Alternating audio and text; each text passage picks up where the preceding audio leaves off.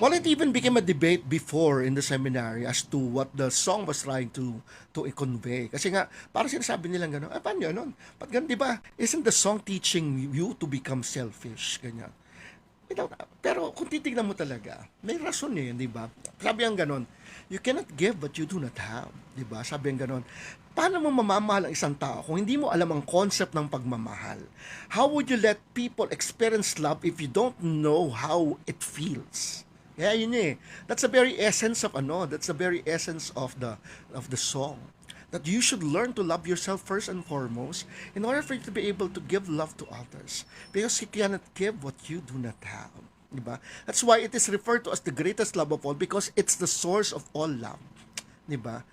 Kaya ano nga eh, tignan mo, just take a look at ourselves, diba? The way we were built. Diba? May inilagay ang Diyos sa atin na mekanismo to preserve ourselves, 'di ba?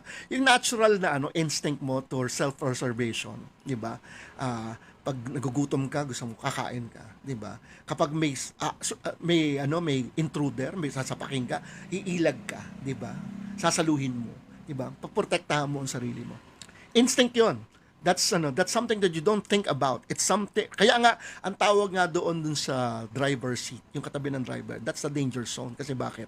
At a given point na babangga, ang instinct ng driver is to save himself. Lalayo siya. So ang mangyari, yung katabi niya yung mapupunta sa danger. Kaya nga bawal ang bata sa harapan ng kotse. Kasi nga because of that natural instinct of the driver na iligtas ang sarili niya, thereby presenting the passenger beside him or her as dun sa danger area. Kaya yun. Because that is necessary. Hindi na malalagay ng Diyos yung instinct na yan if it's not necessary. Kasi nga, ayun nga. But it should not end only with love of self. Dapat, that love of self is merely the foundation, but it should always reach outside. Okay? Kaya nga, kaya yun nga, ang pinakamataas talaga na aspeto ng pagmamahal, yung unconditional love, the love that you just give. Pero yung unconditional love na yan, hindi mo yan matututunan kung hindi ka magsisimula sa basic, which is loving yourself.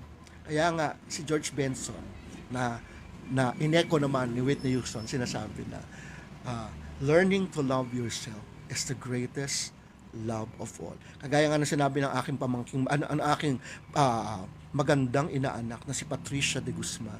Sige, Tito Jojo, kuha ko ulit para madala mo na pagpunta mo. Parang di yata ito yung kanina. Parang may nabasa akong iba. Parang di yata updated. Mali yung nabasa ko. Hindi yata updated tong bisa kasi yung chat dito, hindi reliable.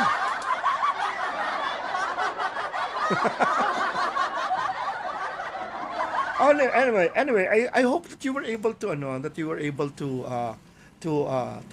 catch my drift, okay? Kung ano ibig sabihin nun na learning to love yourself is the greatest love of all. Hindi yung selfishness. It's merely the foundation of all loves. Of course, it should not end with the self. It should always grow towards love for others. The unconditional way. Kagaya ng kanta ng Siyempre, ang unang-una, after the self, you reach out dun sa mga nakapaligid sa'yo. And normally, ang unang-una mong binibigyan ng pagmamahal, hindi romantic, are your friend.